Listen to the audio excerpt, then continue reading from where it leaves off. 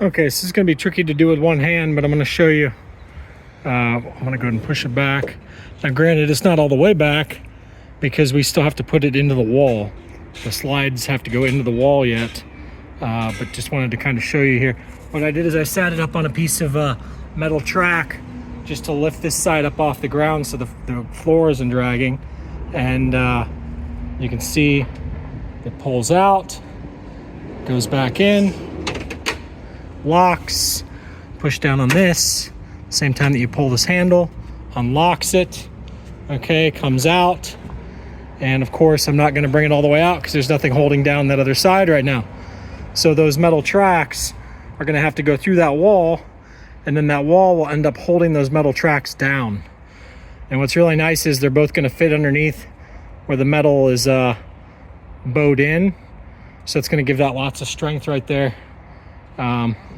So I've just got to trace off some spots where I'm going to make the cuts on that wall. And just to show you what I'm talking about, we'll go inside here real quick. There's about 4 inches of excess. I'm going to go ahead and unlock that way I can push it out.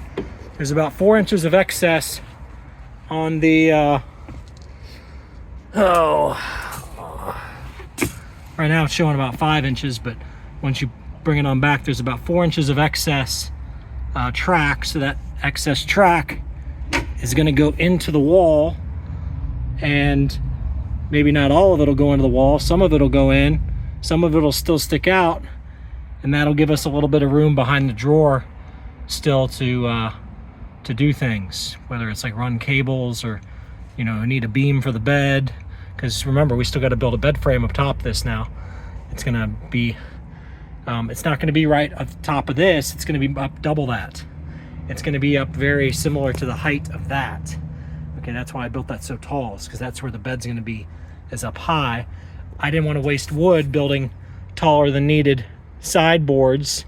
Plus, I want to be able to take my board, kite surf board, and sit it on this drawer, and it's going to hang over.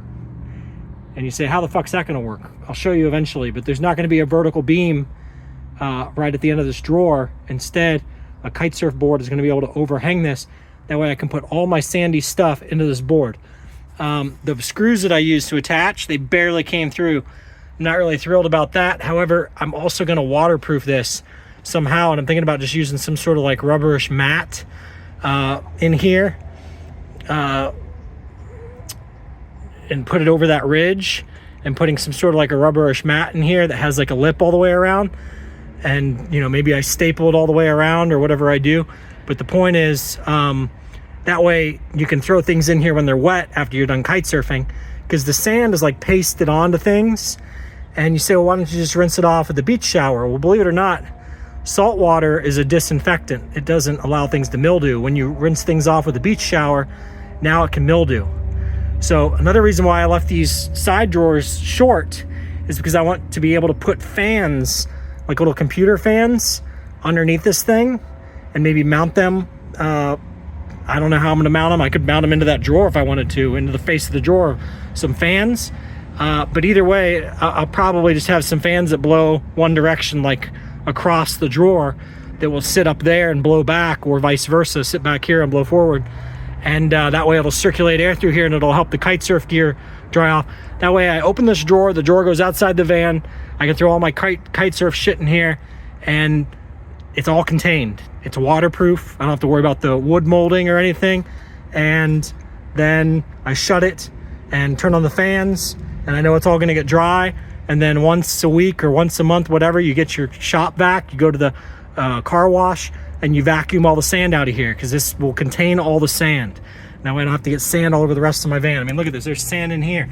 You don't understand. I used to kite surf all the time, and this van got destroyed with sand because I was always just throwing my shit back here, and sand somehow manages to get everywhere. So this is the anti-sand van drawer right here. Okay.